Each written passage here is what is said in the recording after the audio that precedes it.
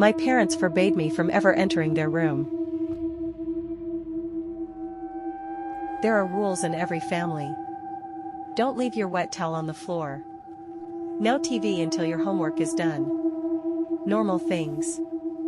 In my family, we had all of those, plus one more. One rule that was absolute, unspoken, and enforced with a silent, terrifying finality. You do not go into mom and dad's bedroom. It wasn't just a knock-first situation. The door was always locked. I was never, ever, for any reason, allowed inside. Not to ask a question, not to retrieve a stray toy that had rolled under the door. That room was a fortress, and for my parents I was an invader. And from as far back as my memory goes, I knew why I wanted to go in. It was the knocking. It wasn't a constant sound. It was subtle. A soft, rhythmic thump. Thump. Thump. That you could only hear if you were standing in the hallway right outside their door. I always got caught. It was like my mother had a sixth sense. I'd be in there for less than a minute, and I'd hear her footsteps in the hall. The look on her face wasn't just anger. It was a deep, primal panic, a terror that made her features sharp and strange.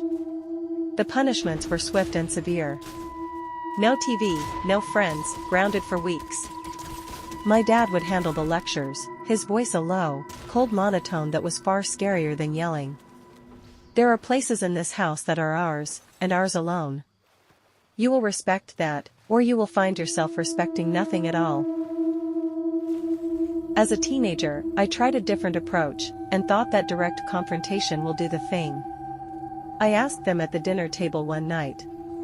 Why can't I go in your room? And what's that knocking sound I always hear? Silence. The clinking of cutlery on plates stopped. My dad slowly put his fork down and leveled a gaze at me that was as hard and cold as granite. My mom just stared at her plate, her knuckles white where she gripped her knife. There is no knocking sound, my dad said, his voice dangerously quiet. And you will drop this. This is the last time we will ever speak of it. If you mention it again, or if I find out you have tried to enter our room again, the consequences will be something you cannot begin to imagine. Am I understood? I understood. I dropped it. But I never forgot. I told my dad I was ready to move out. He was relieved. That's the only word for it. There was no sadness, just a weary sense of relief. He and my mom wished me luck, told me they were proud. I asked him, one last time, my voice trembling slightly. Dad, before I go. Please. Just tell me what's in the room. His face hardened instantly. The mask of the proud father fell away, revealing the cold, stern guardian of the secret. Your new life begins when you walk out that door, he said. What is in this house is part of your old one. You will leave it behind. Do you understand me? You will leave it all behind. That was his final answer. And it was my final motivation. I spent my last night packing my bags, a hollow feeling in my chest. The next morning, I watched from my bedroom window as their cars pulled out of the driveway, one after the other, on their way to work. The house was finally mine. My heart was a frantic bird in my ribs. I walked to the kitchen, to the old ceramic cookie jar shaped like a smiling pig. It was where they'd always kept the spare keys. I reached inside, my fingers closing around a single, cold, brass key. The key to their room. I stood before their door, the key trembling in my hand. It slid into the lock with a well-oiled click. I turned it, pushed the door open, and stepped inside. The room was exactly as I remembered it. Dim, still, smelling of lavender and cedar. The big, dark wardrobe stood like a monolith against the far wall, and as I crept closer, I heard it. Clearer than ever before. Thump. Thump. Thump.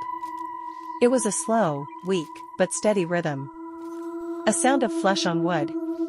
I knelt down, pressing my ear against the cold plaster of the wall, right beside the wardrobe. The sound was right there, on the other side. My own breathing was loud in my ears. I don't know why I did it. Maybe I just needed to prove to myself that I wasn't insane. I spoke to the wall, my voice a choked whisper. Hello? Is someone there? The knocking stopped. The silence that followed was so absolute it felt like a pressure against my eardrums. I waited. Nothing. I was about to stand up, to write it off as the house settling, when a sound came back through the wall. It was a voice. A faint, dry, rasping sound. A feminine voice, stretched and thin, like a recording played on dying batteries. It spoke in broken, staggered syllables. K-I-L-M-E. I jerked back as if I'd been burned. I scrambled away from the wall, my mind refusing to process the words. Skill me? I must have misheard. It had to be something else. But the voice came again, a little stronger this time, a desperate, scratching plea. Skill me, please. This was real. There was someone in the wall. A prisoner. My mind went to a dark place, thinking my parents were monsters, that they had someone locked away. I looked at the wardrobe. It wasn't just against the wall, it was clearly, deliberately, blocking something. M's system was flooded by the adrenaline. I grabbed the sides of the heavy wardrobe and pulled. It was old, solid wood, and it barely budged. I grunted, dug my heels in, and pulled with every ounce of strength I had, my muscles screaming in protest. It moved, scraping and groaning across the floor, inch by inch. Behind it, where there should have been a plain wall, there was a door. It was a small, simple wooden door, painted the same color as the walls, designed to be invisible. It had a simple brass knob, but no keyhole. It wasn't locked, I could enter. My hand trembled as I reached for the knob. It was cold. I turned it, pulled, and the door swung open with a low, mournful creak, revealing a sliver of darkness beyond. I pushed it open the rest of the way. The space behind it was small, no bigger than a closet. It was a room, a hidden, secret room. It was filled with the clutter of a life I'd never known. Tiny dresses hanging from a single hook. A small, dusty mobile with faded pastel animals. A stack of photo albums. I picked one up. On the cover, in my mother's handwriting, it just said, "Our Angel." I opened it. The photos were of my parents, younger, happier, their faces bright with a joy I had never seen in them, and in their arms, they were holding a baby with a wisp of dark hair and my father's eyes. In the center of the small, cramped room was a makeshift altar. A small wooden table, covered in a white lace cloth, now yellowed with age. It was surrounded by dozens of candles, some new, some burned down to melted stubs of wax. And on the altar, lying on a small, silk pillow, I saw it. It was the baby from the photos. But it wasn't a baby anymore. It was a thing. Its body was small, shrunken, and desiccated. Mummified. Its skin was a pale, translucent parchment stretched tight over a tiny, bird-like skeleton. Its eyes were closed, its mouth a tiny, black O in its shrunken face. It was horrific, a tiny, preserved corpse displayed like a holy relic. I felt a sudden, overwhelming urge to touch it. A pull, a need to connect with this impossible, tragic thing. I reached out a shaking hand and gently, so gently, laid my fingertips on its cold, dry forehead. And the world exploded. I saw visions, memories, and pictures that are not my own, all flooded my mind with the force of a tidal wave.